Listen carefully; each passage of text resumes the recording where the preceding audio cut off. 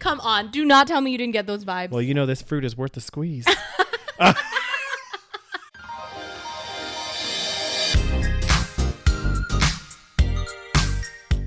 Hi, and welcome to the SaVeg podcast. I'm Rose, also known as Cheap Lazy Vegan on YouTube. And I'm Daniel, one of your favorite guest stars on Cheap Lazy Vegan's YouTube channel. We're two friends who love to talk about the latest trending topics. So get comfortable and join us while we give our savage take on just about everything. You are currently listening to the previous episode of this podcast, but if you would like to listen to this week's episode and get some exclusive content, go over to patreon.com/thesavagepodcast. Hello, hello. Hello. What's up? What up, what up?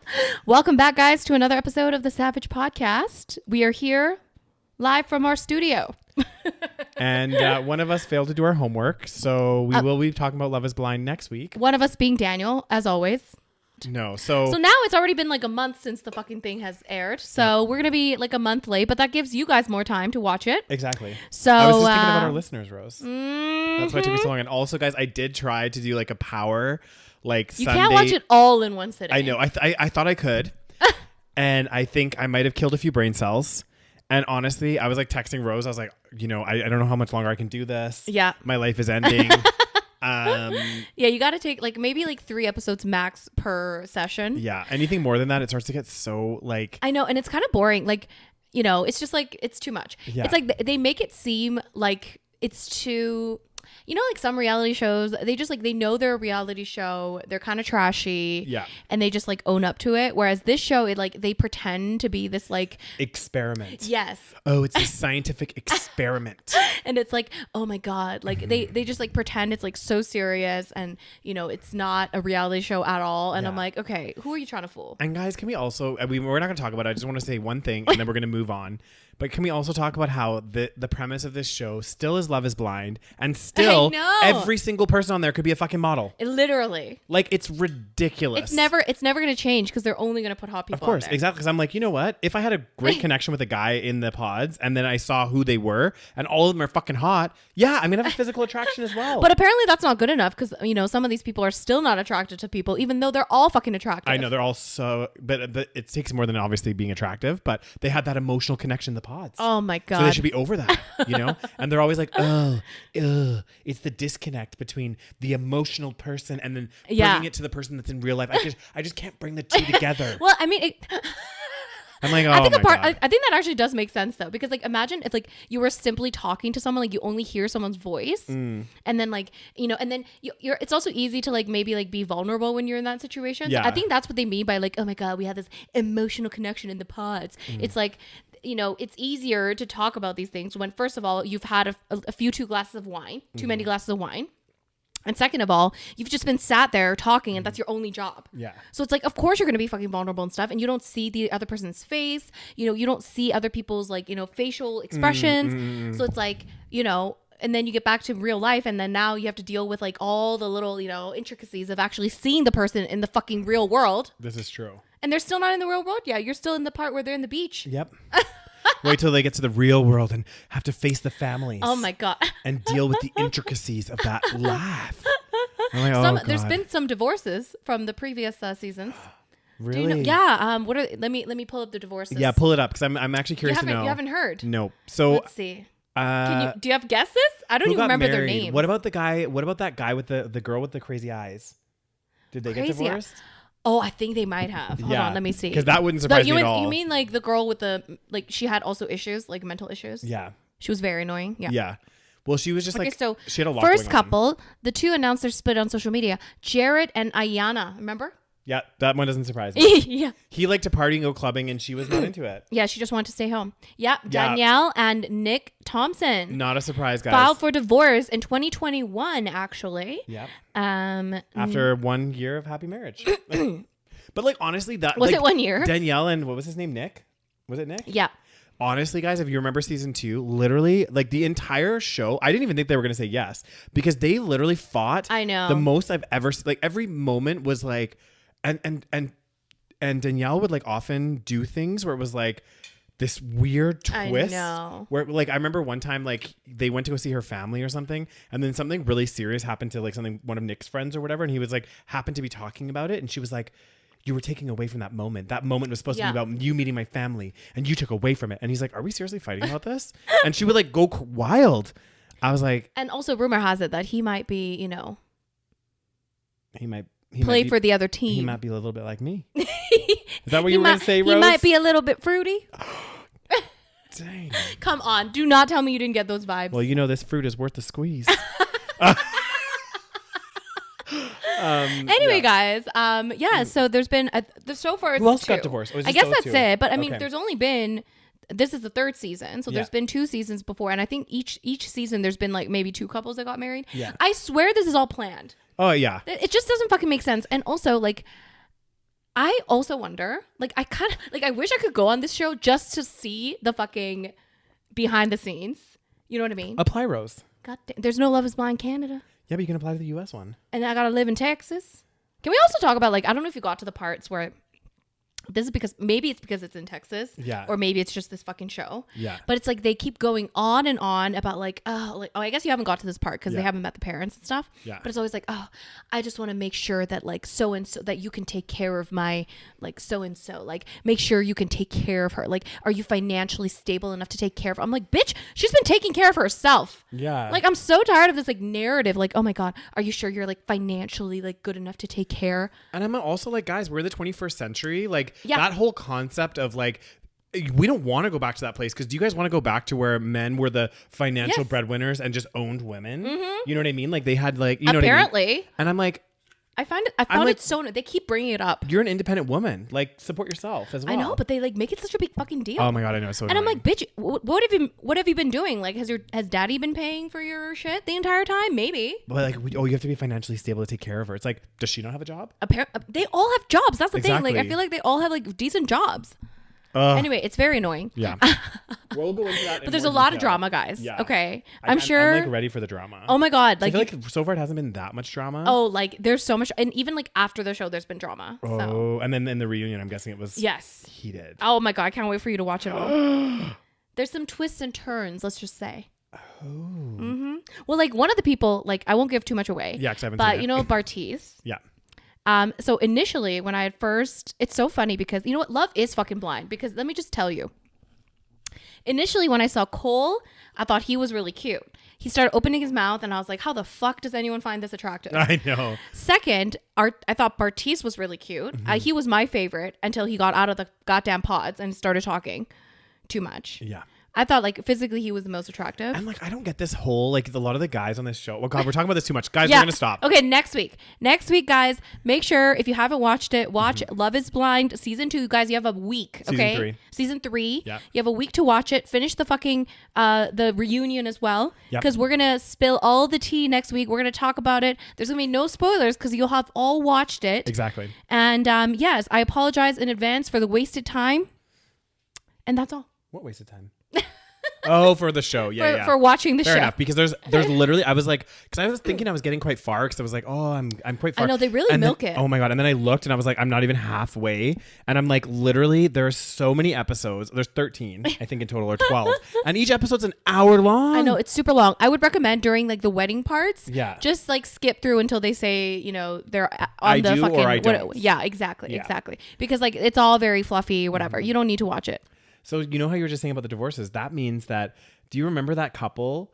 What was they? What was their Which names? couple? So Lauren and from the very first season, they must still be together then. Like the very whatever. attractive one? Yeah. Yeah. I think they're still together. Yeah. Okay. Yes. Interesting. Yeah, because then I think again from each season there must have been. That means both of the successes on Love Is Blind season 2 have failed. So Barnett and I think they're still together.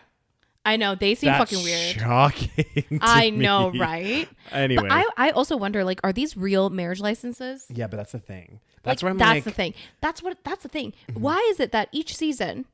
Oh, I don't want to give too much away. Each season, two couples get married. There you go. Now you know. So I know now. You know. Out of the 5. Yeah. Wait, are there 5 couples? Yeah. Yes. Yeah. So there's 5. I think in the first season only 2 couples got married, right? Pretty sure. Yeah. Yeah. Yeah. There you go. Now you know. I gave something away. I won't give away who gets married though. Roses. I mean, it's the thing is, it's hard to guess who gets married because they're all so fucking dysfunctional. Anyway, but although I guessed all of them, okay. Proud of you. I'm proud of myself too. I would like you to tell me your guesses before you watch the wedding parts. I will. So once I get to the weddings, I'll be like, these people are gonna get married. Yes. These people are not, and see if I'm correct. Exactly. I'm bad at guessing this stuff though. But I thought I was bad, but I got it. Oh god dang. It's always the one you expect the least. That's who's gonna get married. Not always, but yes. Yeah. Kind of. But anyway, guys. On that, well, no, not. What am I trying to say? We're not ending it yet, Daniel. No, I know. God damn. That was a little preview of what's going to come next week. We might have some wine because, they were drunk the entire season, so we might as well. Exactly. Might as well. And you know what someone told me? I think we might have talked about this in another episode. You know they all have those metal cups? Yes. You know why they do that? Is it because they have to hide alcohol? No. Get this. It's because of the editing. Because if they're glass, if it's like full of wine, and then later all of a sudden it goes down here, you know what I mean? Because they edit and cut it all, right? So they can't show how full your glass is because then you're gonna see the edits and cuts. Oh my god! That's what I saw it on this blog. See, guys, don't trust anything. Yeah, and that's what I was like. That makes so much sense. That's why they have these They had it at the fucking ultimatum as well. Mm-hmm. Because if they had their drinks, if you could see the actual beverage, and we're just talking, even we sometimes we'll cut things in the podcast. Yeah. If you could see our drinks, then all of a sudden our drink is down here. Yeah. Then it's okay. That means a lot of it has been edited. Exactly. That's the thing. You cannot trust the editing. No, it's all been contrived. It's a TV show. It's a TV show. Yeah. Exactly. They want you to see a certain thing. They want to make it entertaining. Mm-hmm. And these people want to get famous. Let's be fucking honest. This is true. True. And speaking of people that want to get famous, that brings us to our first story, guys. Oh, goddamn. And we are going to talk about TikTok. Of course. Okay. Oh my gosh.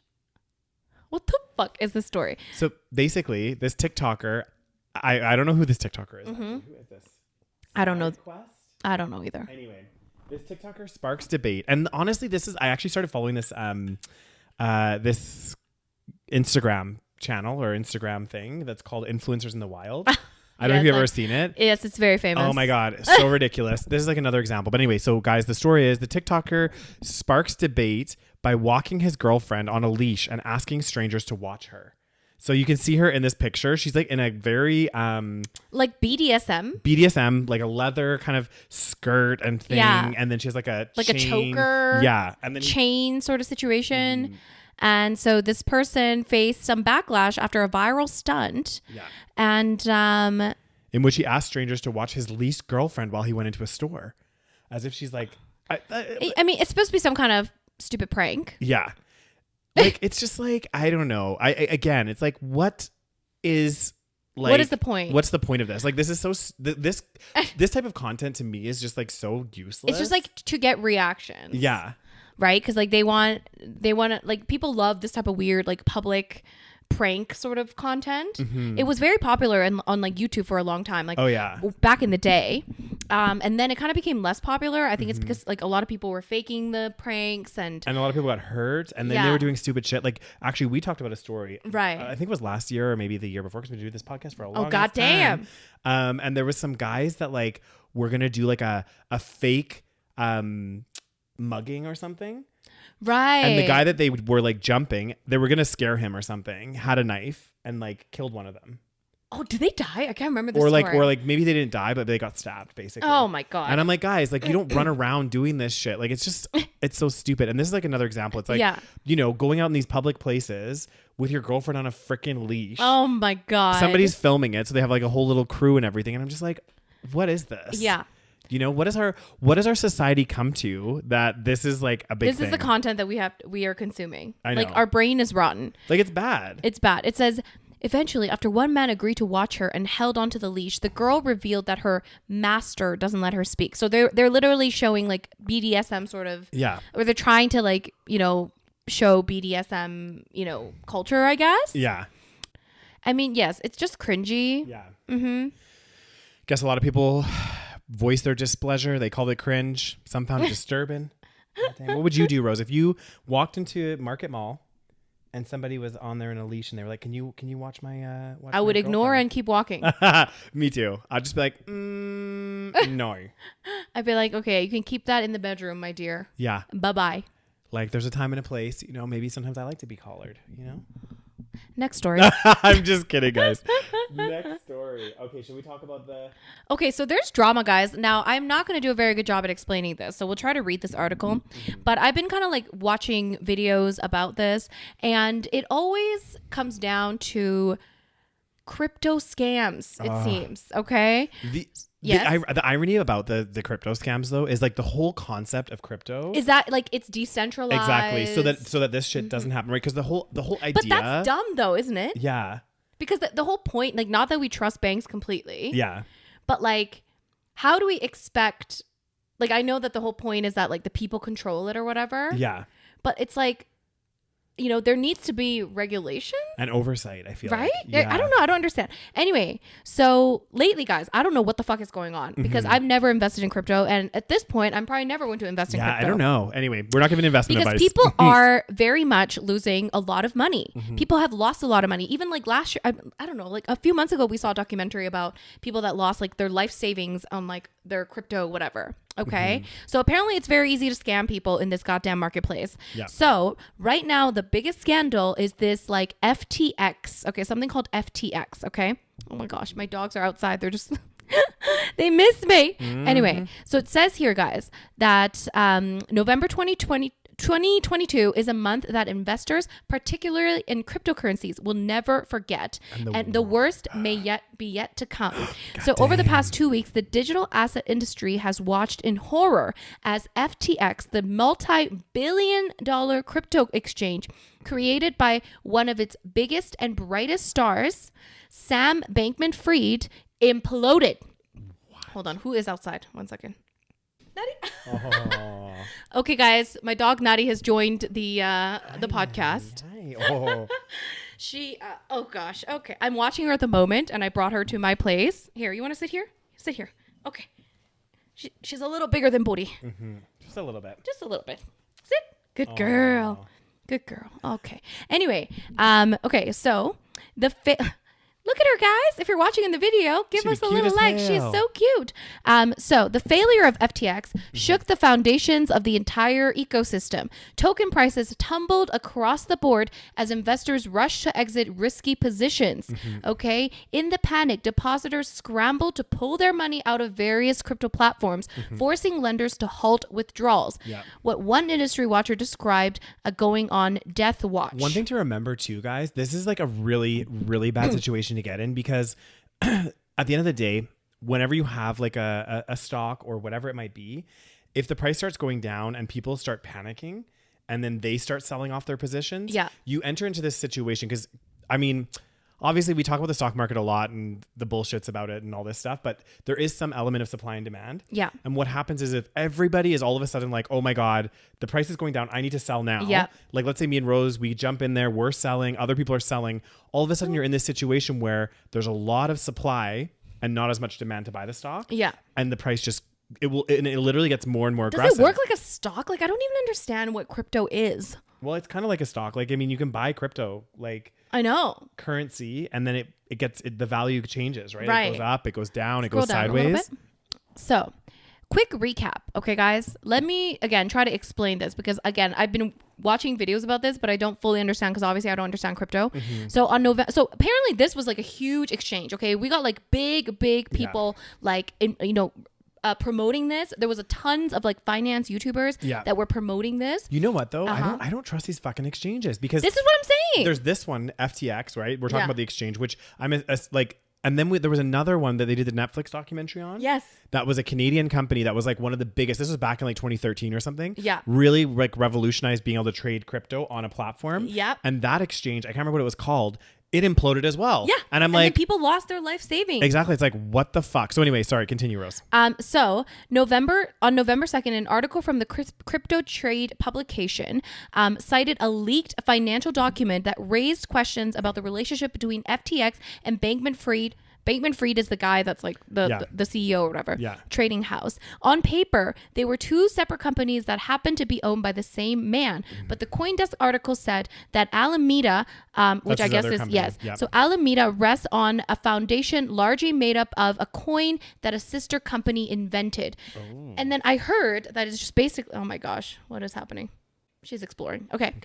And so what I heard was, again, I don't know. So like this guy and this like group of people, they were just kind of like, I think they were just like digging around, to be honest with you. Yeah. That's what, honestly, this is what happens though. Look at Crypto Bros. I know the other crypto, not to compare this exactly the same, but that other one, because I watched the documentary just like a little while ago. Well, not a little while ago, but one of the things that was happening is this guy that was like doing this crypto is he was like selling. Somehow this platform was like selling crypto that didn't exist. Yes, I think that's what they all fucking do. Yeah, and it's like, and this is the fucked up thing to me because like honestly, and sorry, I keep interrupting you. Yeah, Rose, no, it's fine. Keep but going. like the thing that gets me about this currency exchange or this crypto exchange and the other one is like part of the premise again of crypto is that it's transparent. It's really easy to see who owns what and whatever. So I'm like, how are all of these exchanges like selling fake crypto and doing all this like random shit? Because it's decentralized. I don't fucking know. So it says basically this kind of like article came out and they were kind of like, okay, this is kind of fucked up. Yeah. And then a few days later, head of FTX's biggest rival, Binance, said the company would liquidate $580 million worth of FTT. The FTX's they're speaking this fucking foreign ass language, by the way. FTX's in-house token. So basically what they were saying is the biggest rival, Binance, right, was like, okay, your company fucking, FTX, y'all don't have enough money to like, pay back all the investors or whatever. So we're getting out. They were going to like basically liquidate. I think they were going to like buy the fucking thing. And then they said that they had enough. Cause like, like when they say like liquidate, that means like they actually have the cash to like pay whatever. No, but liquidate means they sell their assets. So what happens? So what does this mean? So this means because like they're liquidated. So like for example, it says okay, the head of FTX's biggest rival, Binance, said the company would liquidate, which means they sold off $580 million worth of FTT, which FTT is a cryptocurrency of FTX. Of FTX. Yes. FTT is the cryptocurrency that FTX is in-house. It's in-house currency. Yes. And Binance was like, something shady's going on with this company, so we are holding some of its cryptocurrency. We're getting rid of it. Right. So they liquidated $580 million worth. But it says that set off a firestorm of drawdowns that FTX didn't have the cash to facilitate. So other people saw that this company sold off their FTT. Right. And okay. if you owned FTT, for example, you might say, ooh, actually, I'm going to get rid of my FTT. Oh, God. And then I might say, shit, Rose got rid of her FTT. Binance did. I'm going to get rid of it. And that's what it says. Panic spread, tanking the value of FTT. But also other mainstream cryptos, including Bitcoin, Ethereum, and Solana. Okay. You know what the crazy thing is, though? And I agree with you. I feel like they use these terms. FTT, crypto, this, blah, blah. It kind of reminds me, like what, I don't know if you guys ever watched Schitt's Creek, but whenever Moira talks about something, she'll take the simplest sentence like, hey, should we go grab a coffee? She'll be like, shall we meander down the street for a caffeinated beverage? Like, it's like making something complicated that doesn't need to be, Like, and I feel like that's what crypto is. Anyway, sorry, continue. It says FTX faced a massive liquidity crisis and needed a bailout. And briefly, it seemed it might. Oh, yeah. So this is what I meant. So this is the part I saw. It seemed it might be rescued by none other than Binance, its rival, whose drawdown escalated the crisis. So basically, I think at that point, after they like caused the crisis, so I think this is what they were obviously, they knew what they were doing. Yeah. This is like their rival. So they caused this crisis knowing that like this company doesn't have enough money to liquidate $580 million. Exactly. So then they were like, this obviously set off a shitstorm. And then they were like, actually, okay, we'll save the day. We'll like buy out whatever. But then they bailed. Binance then bailed on the rescue plan a day after announcing it, saying that they were beyond our control or ability to help. And then on November 11th, just a few days later, FTX and Alameda filed for bankruptcy and Bankman-Fried resigned as CEO of the exchange. I fucked up, he wrote in a lengthy Twitter apology. Oh my God, keep going. What the actual fuck? So basically, people have put in their like fucking... So first of all, we always talk about this. Lesson number 1, never put in more than you're willing to lose. Okay. Yeah. Never. Okay. And these companies, they will take full advantage of people that don't know what they're doing. Let's be honest. But this is also why, like, and I'm kind of like, again, don't get me wrong. There's been a lot of people out there that have made a shit ton of money of crypto. They got out at the right time. They're doing fucking amazing. Yeah. Yeah. I wish I could have been that person, but also I'm a more risk adverse. And it's for this exact reason that I'm like, I'm glad, like, my investments are down, but they're not down that much. Oh my God. Like, just imagine like losing it. Because the thing is that they're like, where the fuck is the money? Exactly. And if it's something like, if it like, crypto, like that crypto one that was the crypto exchange that they talked about on Netflix, like because of the business went under, and this was also the bullshit, the only person that had like the login to get into the like system was that guy that apparently died. My God. Yeah. And they were like, oh, we're so sorry guys, and like $280 million of people's assets just disappeared. Oh my God. That's the thing. And they couldn't trace it. I'm like, it's crypto, you can fucking trace this shit. That's the whole point of crypto. That's the whole point. And like what kills me is that like this is my biggest fear is that like all our money is in this like digital fucking landscape of God knows nowhere. Yeah. Okay. And then like we're supposed to just trust that we just like have like all our fucking important assets are in this digital no man's land. Yep. And then we're supposed to trust that that's just like fine and dandy. But that's this is the thing that gets me though about these stories.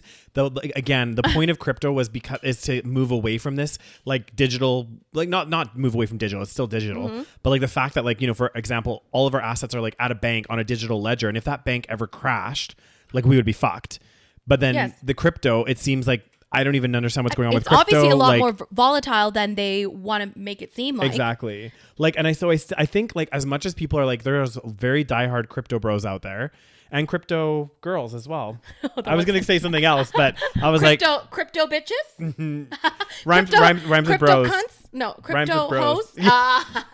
No, I was going to say you got the crypto bros and you got the crypto hoes. And honestly, like, again, there's those diehards and they're like so adamant. Again, I think the concept is nice, but in practice, and this is like the truth with many things, the concept or the philosophy behind it is all like, you know, it's actually really nice and sounds amazing. And then in practice, it's fucking shit. And that's my... Yeah, keep going. Anyways, so apparently this has caused like obviously like a problem with the entire, because this was like a huge one. Yeah. Okay. Like we had like, again, like celebrities promoting this shit, fucking, you know, very prominent people promoting. This is another reason why you just cannot fucking trust anybody. Okay. All these people that are seemingly successful, that act like they know what they're doing, you know, they promote this kind of shit. Everyone's an expert, right? Everyone's a fucking expert. Apparently in the crypto world, they're all fucking experts. Yeah. And it's so funny. But anyway, this is like, it's crazy because soon after FTX went down, crypto firms were inundated with requests for customers seeking to claw their money back, which makes sense because like, honestly, if I was invested in crypto and one of the largest crypto exchanges went bankrupt and filed for like all this stuff, I would be like, I'm getting the fuck out of crypto. Yeah. Like, it would be bad. So several firms have been forced to suspend withdrawals while they sort out their liquidity problems. And so you know what that means. That means they're also not liquid. And also that would cause more panic. Imagine you're like, oh, this company went out of business. I want to take my crypto out of here. And they're like, sorry, we're actually suspending withdrawals right now. Yeah. So you can't take your money out. Yeah. It's stuck. And then you know what's so fucked up? Imagine they do this to you. So you had the opportunity to take your money out, but you couldn't. And then they go out of business and you lose your money. That's what happened. It's fucked up. I know. Like there should be almost like I get, okay, part of me like gets this, but then also part of me is like, they shouldn't be allowed to halt withdrawals for people. Like, you know what I mean? Like, yeah, but then they don't have money. This is what I'm saying. But that everything's out in the...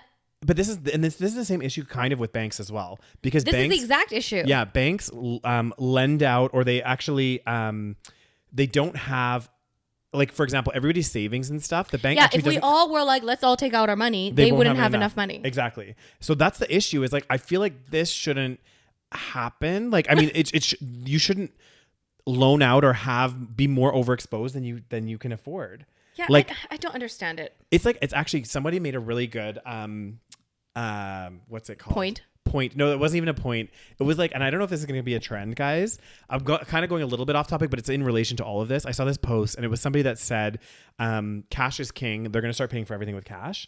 Oh. And the reason they said it is like, for example, let's say something costs $50. Sure. Right? You pay $50 cash for it. You give it to the business. Yeah.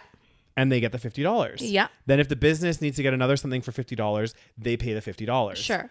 And they said the difference is if you pay with your debit card, the bank takes a cut because it charges the business, right, a little bit for using debit. Yes. Yeah. So that 50 then becomes less. And then the next time you use it in another business, it becomes less. So, and they showed it so many times that by the time it gets to a certain point, it's like $5 and the rest of the 45 went to the bank in fees. Right. That's so true. Because if you think about it, that's every time once you put the money into the bank, you're right. Like every single transaction is a fee. Yeah. And then every single thing, like, yeah. Oh my God. Yeah. I didn't even think about that. I was like, oh, that is actually really weird because you're right. Like at least with cash, like if I gave you $20, then like I have $20. You get $20. Yeah. But if I, and this is the true too, if I e-transfer you, well, I don't always get charged for it, but if you did, like let's say the e-transfer costs $1. Yeah. You have $19. Yeah. And then if you e-transfer to someone else, they get 18. And that right away, that 20 all of a sudden becomes less. But then they say if it's like, oh, like inflation. So if you hold cash, then it's like, oh my God, it's not valuable. Exactly. Even though we're fucking all losing money because investments suck. Anyway, it's wild. Anyway, this whole story, guys, like again, I don't know. Maybe some of you are smarter than I am. I read about it. I was listening to people talk about it. Some of it seemed to make sense. And then some of it, I was like, I don't fucking understand this. But basically, it sounds like a bunch of like college kids that just decided to start a company. And apparently like one of the highest people up here, like I heard her like doing like I think like they dated or something. Like it's all very incestuous. Like they all went to school together. Yeah. And she was like in an interview being like, yeah, I barely have to use math. Like, you know, just saying dumb shit. Yeah, it's so bad. And I'm like, why are people giving you their life savings? Like, I don't understand this. It's crazy. Like it's, oh my God, there's just so much scandal here. It was saying the pain isn't confined to crypto. Obviously not, because there's going to be firms, investments, other people that are invested in crypto. Right. It said a venture capital firm marked down its $210 million investment in FTX to zero. So they invested $210 million into that business. And they got zero back. And they're like, yep, we're going to have to write that off as zero now. There goes, wipes out $210 million fucking dollars. Okay, where is it? Gone. That's the thing. Where is it? Gone. Where is it? It's in the crypto ether, you know, and you like, can't track it. I don't understand. Like, where does it go? Did you spend it? There's no way you spent $210 million. Like, that's the thing. They have it hidden. Because, like, okay, so this is one thing I remember. Because, like, they, like, moved the company to, like, fucking, like, you know, those safe haven places. Like Bermuda or something. Or, like, yeah, it was, like, I don't know, one of those goddamn fucking places, okay? So they moved into and you fucking know. When it comes, guys, this is red flag number one. When a company moves to one of those fucking safe havens, tax haven places, or, like, you know, where laws are not as strict or whatever, you know they're fucking laundering that goddamn money. Oh, yeah. Okay? Because where the fuck is the money? This is not like people have been giving you millions and millions and millions, billions of dollars. How can it be gone? That makes no fucking sense. You just have it hidden, bitch. Yeah, it starts to get really fucking wild and crazy. It is fucking crazy. Where is the money? Fucking Bankman-Fried, tell me. I know, like where has it gone? Yeah, like does it say anything? Like what the fuck, dude? But then also you could argue like some of it, like, because the money is like moving around and stuff. Like, for example, some people have made a shit ton of money that got out of crypto. So some of it, they made profit. Like, you know what I mean? Like, It's like, so for example, like if I bought crypto right now, like if I just buy a few shares, I'm probably just buying it off someone else, right? So they're making that money. I don't fucking understand. It gets really fucked up, guys. Anyway. I mean, again, can we go back to the times when we can, again, just give you a $20 bill, okay? And then we just, you know, exchange the $20 bill for some goods and services, and then it just keeps going from there. Well, I think what's happening is, like, honestly, we're trying to like overcomplicate the finance system. It's so overcomplicated. It's already overcomplicated. Like, and the crisis that we had with the whole housing market and everything, and with the like credit swaps and all this stuff, I'm like, what the fuck are we doing? That's why it fucking crashed, because nobody understood it. Even the people that worked in those industries didn't even fucking understand it. They were just like, it's making us a shit ton of money, so we're gonna keep doing it. And we're like, remember that movie The Big Short or whatever? Yeah. There's like a scene where like someone's like explaining all of this. Yeah. And then they're like, no, like it's literally in like a foreign language. Like it's English, but it's a foreign language. It's like wild. It gets so complicated, and I'm just like, what? And it's like, to them, it's like, as long as I make the money, I don't give a fuck. It's wild. It makes no sense. Yeah, it's like, it makes no sense. It doesn't make sense. And all these people that are working in these fucking finance jobs, right? Like, if you think about it, this job is literally like, it's literally just moving around money. That's their fucking job. Well, it's not like you're like a mechanic where you're like fixing something. Yeah. You're literally just sat there fucking moving shit around. And making shit tons of money. Shit ton of money, which is all just sat in some fucking digital space. So it's really just not even real. It's not. Like, how often have you like taken out the cash? Exactly. It's all just like in a fucking digital space. Exactly. It's a number on a goddamn screen. Even think about, well, I guess a mortgage is a little bit different because we own our house. Yes. But like even that amount, like it's like it's unfathomable. Exactly. It's like, okay, it's I've borrowed this money and it's just kind of like in the ether and I never saw any of the cash. I never saw any of it, but I have a house now, and then I don't. And now we owe $1 million. Exactly. And also like our cash that comes into my account from my job, I never see any cash. It's just digital on my thing, and then my mortgage payment goes out as a digital payment to there, and I'm like, no cash is actually being exchanged ever. It's fucking weird. But then as soon as that bank number goes to zero, you're fucked. Yep. Can't do anything. We're all fucking slaves to the number on the screen. God damn, Rose, this be dark as hell. Anyway, moving on. Oh, goddamn. Pardon me. Next story. Goddamn, I don't know if this one's kind of dark. I mean, you know, as much as we always talk about very bright and happy that's news true. stories on this podcast.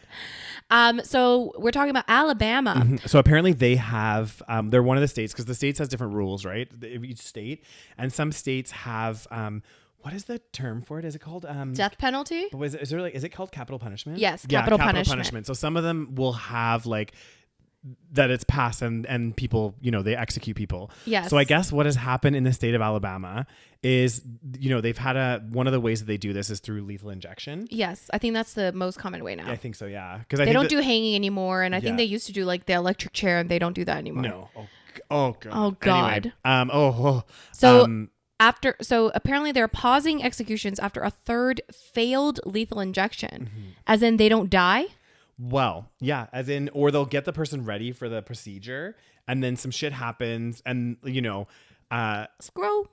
God damn, some shit happens, and then they end up not being able to kill them, basically. God damn. Yeah. So basically, blah, blah, blah, what do you think of the death penalty? Do you think it should be legal? I don't. I feel like people are very torn with this. I don't think I'm so much torn. I think, like, I think the hard thing is with the death penalty is like we've seen this time and time again, and we've heard so many stories where people are wrongfully convicted and everything else. And imagine if you did put them to death, you know what I mean? Like, which has happened multiple times. Exactly. And I'm like, oh God, like that, you can't come back from that. But also I do think like, I don't think that that's a deterrent for people to commit crimes. It's not. So I think honestly, like I honestly like, my personal belief, I took this course in school, like in uni, called criminology, and it talked a lot about like trying to rehabilitate. Yeah. And how like a lot of the people that experience like, you know, do these things, a lot of them have like mental health issues and all sorts of things. And actually, you know, we're thinking of extreme, like, you know, whenever you think of the death penalty, you're like, oh, serial killers and all this stuff. But, you know, the reality is a lot of the people in the correctional facility or in prisons, death row. And in death, well, and I don't know about death row per se. Okay. But a lot of them are just like, you know, a marginalized group. You know what I mean? Like, right. But we're talking about death row. Yeah, death row specifically. But even then, even in you're death right. row, it's Exactly. a marginalized group. Like, I can't remember what the stat was. Like, I'm probably gonna say it wrong now, but I remember like it was like in Canada, it was like I think it was like 50 or 60% of the people within the prison systems are people of color. Yeah. Yeah. I mean, that's not surprising. Or more. I think even more than that. And it was like, you know, a definitely like this marginalized group. And a lot of it, like this, you know, there's a lot of mental health problems, a lot of things like this. So I don't necessarily think that the death penalty, because I'm like, what does it achieve? That's the thing. It doesn't achieve anything. First of all, I'm like very against death penalty just overall as a concept. Yeah. Of course, when I hear, this is the thing, it's very emotionally driven. Yeah. Because I feel like we hear about these stories where, you know, somebody does something really heinous, right? And I think like it's our human instinct to be like, that person deserves punishment. Yeah. And so it's almost like this legal system that has been emotionally driven by our own like emotional desire for revenge. Yeah. So it's, you know, so it's kind of fucked up. And at the end of the day, it really doesn't achieve anything. It doesn't give any, not that, I don't know. First of all, no country that has still the death penalty has like super low crime. You know what I mean? Like if you look at countries, exactly. If you look at countries that still have death penalty, they have major issues still. Like they have a huge high what is it called? Recidivism rate, where people still return to prison. People still commit these crimes, There's so much data to back this up. Yeah. So you're right. It's never going to be a deterrent. It never has been a deterrent. And I think honestly, like, again, when we think about like what does it achieve, like I think about like the like victims' families and stuff, and like honestly, at the end of the day, I'm not gonna like downplay like how horrendous it is to go through something like a loved one's killed or whatever, but like you killing the person that killed them, honestly, it's not like, going to achieve anything. Exactly. You're not going to bring that person back either. And honestly, I would go as far to say, and I obviously haven't interviewed the families that have been on, witnessed their killer. Well, some people would want. Yeah, some people probably would, but I feel like majority of people actually would be more disturbed seeing it themselves, and it doesn't bring them any sense of closure or anything. Exactly. I think it adds. I think it's like, having a death penalty is a symptom of a country or a system that doesn't focus on bettering the society, in my opinion. Yeah. Because if you are trying to better the people in a society, and if you actually care about, creating a very safe world, you wouldn't even think about like the revenge aspect. You know what I mean? You would be thinking about, okay, how do we like have less criminals? Exactly. How do we prevent this going forward? Exactly. And they like, again, death. I know it seems like it would deter, but it doesn't. Yeah. We've seen that it doesn't. And also it costs a lot of fucking money. Exactly. It's very expensive to have death row. And also these people, they don't die for years anyways. Exactly. They're on death row for a very long time. And then also like talking about the deterrent thing, like when you see like documentaries on like serial killers and things like this, like the people that are committing the crimes that would cause them to be on death row, like I would argue that like 95% of them, like death row is not a deterrent or being killed, because they do have like a something mentally like unstable in their mind, and that's why they're committing these crimes. It gives them this like ultimate satisfaction, and like they don't care about the consequences. You know what I mean? They're like, whatever, I want to do this, I get off on this, whatever, And like, I think it adds unnecessary, like, again, hate in a society, like to the people of that society, to have like death row as like an option. Like, I don't know if that makes sense. It's almost like, it's like kill that again, having revenge. Again, I know that it's easier said than done to say this, obviously. Like, if I had a loved one, go through something horrendous, like I probably would also feel that. But I think overall, as like a system, it doesn't make sense to go with those emotions individually. And I think that if we have a society where we allow this type of thing to happen, it feeds into that anger aspect rather than like, thinking about how can we work collectively as a society to get rid of this type of behavior. Because again, like, I don't believe, maybe there are maybe one or two people that are actually just evil, I don't know. Yeah. But overall, if we look at any, patterns of behavior among like serial killers, there are patterns in their history. Yeah. They either have a head injury or they were abused as a child severely. So, these things don't happen by accident. And then if you add death penalty to the mix, it's like, it creates this like just hatred and, just. But again, to your point, like it's not it really literally just achieves nothing. Exactly. It's not addressing the root of the problem. Yeah. Because like if we as a society are like, hey, we want to have less serial killers, we want to have less people, then you need to start looking at, okay, how do we support or how do we deal with these, or have a better system in place to support, children that are abused and all of this kind of stuff. That's where we need to be focusing, because you're right. Honestly, guys, like from every documentary or everything I've seen about any kind of killer, and I've watched a lot. Me too. Okay, I watched a fucking shitload. Yeah. I think every single one of them, there is something that happened in their life that caused the situation. Or, you couldn't say they caused it directly, but there's something that happened. Contributed. Potentially. Yes, that probably did contribute. Exactly. Because and it's almost like to the point where you hear a story where they didn't have a traumatic childhood and it's shocking. Exactly. Right? Because where you're like, oh my God. How did that happen? Exactly. And then usually if that didn't happen, they had a head injury. Yeah. So there's some kind of thing.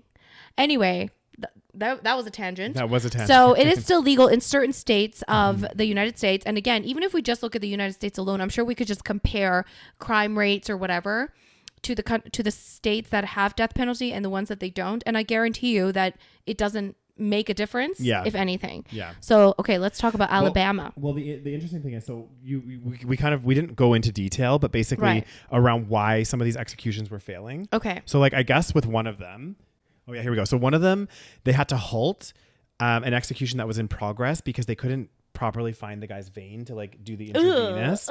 Yeah, it was like not great. There was another one where they said, again, similar kind of issue where they like were attempting to like get this set up, and at one point, God, yeah, they were like, but this is another thing, right? It's like, again, it achieves nothing. Exactly. And you have these people working, like imagine working doing this.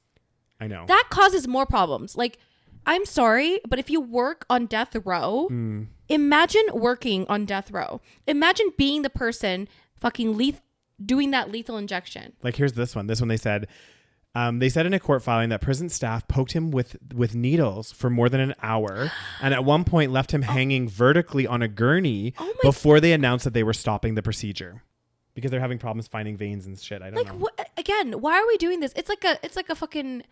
It seems like medieval times. Yeah. You know what I mean? Like, it just seems, I don't know. Like, anyway, it's disturbing. It is. Anyway, guys, what do you guys think? Let us know. I'm sure this will be very divided. Yeah. I think death penalty is a very, very controversial topic. It is, yeah. Those are my thoughts on it. I think overall, I can understand the sentiment. I do. For sure. I think if you're a victim or a victim's family, like I can understand. But I think overall, as a system, it doesn't make sense. And it doesn't work. It doesn't work. I think it creates more problems. It creates psychological issues among the people that work on fucking death row. Yeah. And it just doesn't do anything overall, other than maybe, again, I don't know. Anyway, moving on. But yeah, let us know your thoughts down below. I'm sure they'll be divided. Yeah. But we'll see. Yeah, we'll see. Next. So this article, I wanted to talk about it because I'm like, this is something. We always talk about this. We literally always talk about it. And I'm like, this is like the perfect, because I think on the last episode. Every episode we talk about this. I was like, what the fuck? And so what we're talking about, guys. So Joe Biden, he's turning 80. Okay. Yep. And he's joining the growing ranks of, and I didn't even know this was a word. Octogenarians? That means like people in their 80s, right? Yeah, I guess. Because octo is like 8. Yeah. So octogenarians who are still working. It is shocking. Yeah. Okay. Like I'm like, again, I think there's interesting elements to it, because I think part of the thing is, and I can see why, on one hand, I'm like, I think a lot of people, their feeling of value and being in a society is a lot of it has to do with their job. And that is a problem, but yes, it is true. So what they feel is they're like, actually, okay, like if I leave my job, I'm going to lose my sense of self. Yes. So I need to because you identify. Exactly. Which is so fucked up, right? It's like, when we introduce ourselves by the job that we do, which is so strange.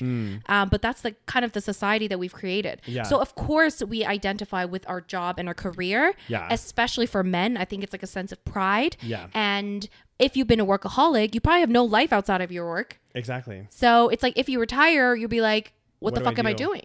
But this is the thing where I'm like, cause like I like all of my grandparents, like when they retired, it's like the thing is and I think this is an important element. It's like you retire and then you don't necessarily have to work, but like a lot of them did like volunteer work. Yes. And like, I know that my granddad, he was like on this like finance committee for God like damn. the trust in York. Sure. And all random shit, right? Like, but it wasn't an actual job. It wasn't something where it's like he has to be there Monday to Friday, and I'm sure I probably these people that are getting into their 70s, they're probably like reduced hours and stuff. Yeah. But well, still, not Joe Biden. I know. He's fucking president, man. It's just like there needs to be, I'm sorry, I will maintain there needs to be a maximum age for presidency. I agree. Okay. Dude is 80.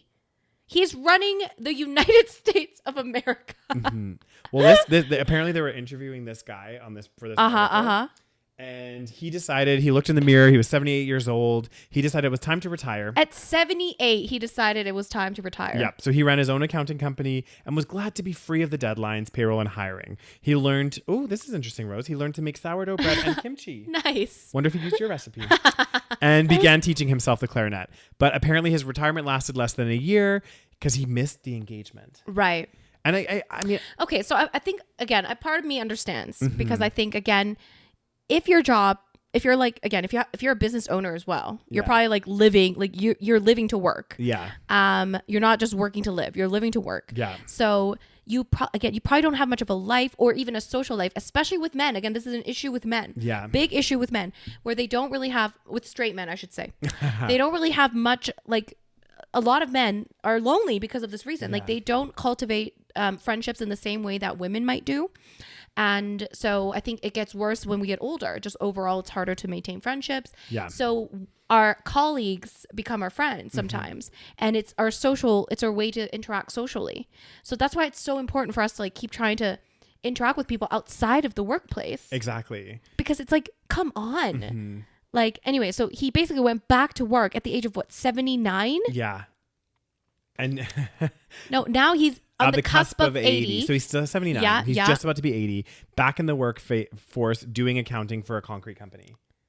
And I'm like, oh my God. And then he just said, I think retirement is, and a lot of people, again, see this. I think retirement is voluntarily putting one foot in the grave, or if you like, ordering up the particle board box. I think that's only if you see it that way. I know. And I think that that's something that's wrong with our society, though. The fact that we need to work. Feel that we have to work until we die. Like, I'm like, yeah. Honestly, and again, I think there's a difference between living to work and working to live. Like, I'm very much like, when I get to retirement age, if I have enough money in the bank, which hopefully I do, and like, you know, I can comfortably retire, you can bet if that's at 55, I'm fucking retiring at 55. Like, I want to go for hikes. I want to go like enjoy life. I want to go on a fucking road trip across Canada. You know, like I want to be like one of those, what do they call them? Like, there was a term of like those people that like older couples and whatever that buy like an RV. And just like it's not snowbirds, but it's I remember. Yeah. They like go traveling and stuff. Exactly. Yeah. And like how amazing. Like they're like empty nesters because their kids have moved away. Exactly. They've all gone and they're like, we're going to fucking buy an RV and we're going to go for 4 months all across Canada and the US. Like how cool would that be? I know. But maybe, you know, some people, they don't like to travel. They don't like to do anything.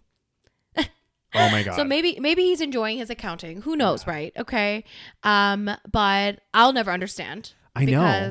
And again, you could volunteer. There's many things you could do. Like old people, they like to meet at coffee shops and chat about random shit. Who the fuck knows?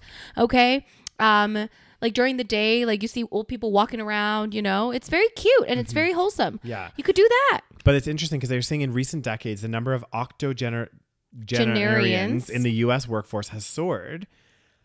I think it's also I think there's many cultural elements to this. But I think sorry. I was just going to say, like, I think one of the reasons why though that we're seeing an increase as well is because we're in this weird era where, for example, especially like now is like a perfect example. If you had already retired, you were on a pension. Yeah. Your pension, some of them are indexed a little bit for inflation. Yeah. But like, for example, a year like this, I feel bad for pensioners because they're on a more static income. Right. And the costs are soaring. It's not like you can ask for a raise on your pension. Yeah, really. yeah. You know, I mean, you can try to take out a little bit more, but you have to be really mindful of how much you're taking out. So I think there's that. And I also think the fact is we're in a really, really dangerous time where a lot of people are getting to the age of retirement and not having money to retire. Yes. And that's actually, I think, what is fueling this more than people just being like, I just want to work, continue. I think a lot of people are like, I fucking can't retire. Yeah. Or they're like, there's a lot of financial instability. Exactly. So even if they might think, oh, maybe I'm okay, they're like a little nervous about it. Exactly. And that's keeping people in the workforce to be, you know, in their 80s. And I'm like, oh my God. Like, that to me seems horrible. God, 80s. I want to retire already. I know.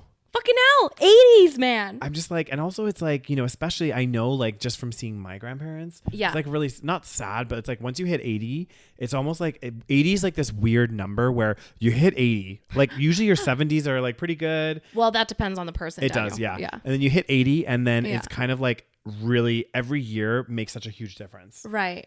In terms of like health, in terms of all of that stuff. And that's what I've seen, like, you know, even in my grandparents, like in the last couple of years. Right. Really like every time I go see them, because like I'm not in the UK anymore. Yeah, now, it's so sad. It's like a lot has changed. Yeah.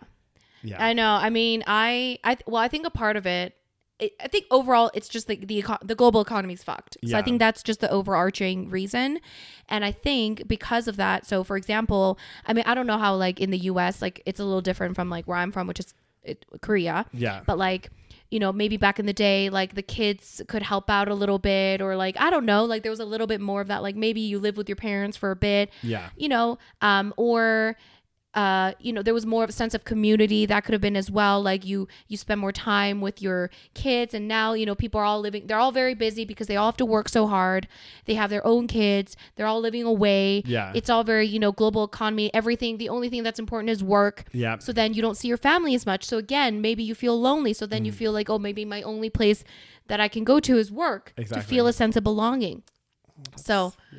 Anyway, it's very fucking sad. Yeah. But let me tell you that much. I will not want to be working at the age of fucking 80. So you've heard it here today. Rose will be retired. I mean, I could do this, and somebody, you know, a very young person could post it for me. Yeah, that's no, but you know what the interesting thing there. is? No, because we're used to this technology, but by then it will have changed. Exactly. So the posting will be different. That's what I'm fucking scared about. I know that you know actually what? terrifies Like honestly, me. there's one fucking reason to have children is so they can figure out the technology for you. Yeah. Because every time I go to my fucking parents' house, yeah, I'm always my dad's like, he wants me to fix something. Okay. Oh, yeah, the printer's broken. Can you fix this? It's like my parents as well. It's every parent. Oh my God. It's every parent. It is like a universal experience. Like literally this last weekend I was at my parents' house and they couldn't get into their Gmail account. Yes. So I was like helping them get into their Gmail account, and then of course they never remember their password. Don't even get me started. To be fair, I never remember my fucking password. I mean, because the passwords have gone out of control. I know. I think this too. I don't blame my parents because I'm not even kidding you guys, and I'm sure everyone experiences this. The passwords, like it used to be simple. Okay. Yeah, it was simple. You had one password generally. You could you made it special and you use it for everything. Yeah. Whereas now it's like you'll do a password and then it will get compromised. You have to create a new password. Yeah. And then at work on top of it, so I have all of my personal passwords, and then at work they force us to change our password every 2 months. That's the worst because then you forget it. Yeah. So we have to change it every 2 or 3 months. And then on top of that, it can't be the previous password that you had. So you're always creating this new password. And I'm like, at this point, I'm like, I have so many fucking passwords. Yeah. And then depending on the website, they have different requirements. Yeah. So sometimes you're not allowed to have a symbol, but then sometimes you require a symbol. Yeah. So then you have a million different passwords and then you have to change those passwords. Gmail fucking makes you do this every 4 months or something. They're like, change your password. Yeah. I'm like, fucking hell. I know. So of course they're not going to remember. And then anyway, so like, yeah. So anyways, basically if you don't have kids, you're kind of fucked because then who's going to do your technology for you? Well, this is it. And that is actually kind of a scary thing for me because like obviously we grew up with more of the technology and stuff, but like it is still changing and still like, look at crypto. Maybe if we had kids, we could have one of them explain it to us. Our 5-year-old. Trust me, they won't know. Yeah. Okay. Well, you'd be surprised. These kids are smart these days. Well, and another thing that freaks me out is like the amount of technology expansion that we've seen over the last, literally in our lifetime. Yeah. Like I feel like we are like, maybe everyone thinks this, but like I feel like our generation is such an interesting generation, right? Yeah. Because we grew up in analog age and then we like transitioned to digital. Yeah. And then we've seen like the explosion of digital. Yeah. So it's like, how much more can we go? But this is what my question always is. We've gotten to this so far in technology, I think. Yes. And then I'm like, what's next? What is physically possible? Like what is possible? The metaverse. But also, what more do we need? What more do we need? Exactly. That's it's where I'm like out of control. I know. I'm like, don't get me wrong. There's certain technologies and things where I'm like, actually, this really does improve our lives. Like online banking. I think that was like a revelation. You don't have to go to the bank anymore and all this. So little things like this have been really good, I think, improvements. But then overall, I'm like, what more do we need? Like we already spend too much time on our phones. Exactly. And on our devices and everything else. And I'm kind of like, well, what's people next? don't have friends anymore because we're all socializing via social media. It's causing all sorts of social problems. It's causing so many problems. And then we keep like every year there's a new fucking iPhone and then there's like a tiny little change and we're supposed to be like fucking ecstatic about it. Yeah. Like what the fuck? Well, that's why they did say that, and I was again reading another article about this, but how the purchases of new iPhones, a lot of people still buy them, guys. I'm not going to deny that, but it's actually the last couple of years it's been declined. It's declined because they're the same. Exactly. Like for example, I'm recording this right now on an iPhone 11, and I have the 13, and it's probably not that different. Exactly. Like it's there's not huge differences where I'm like, I feel like I need to get a different phone. You know, like it's.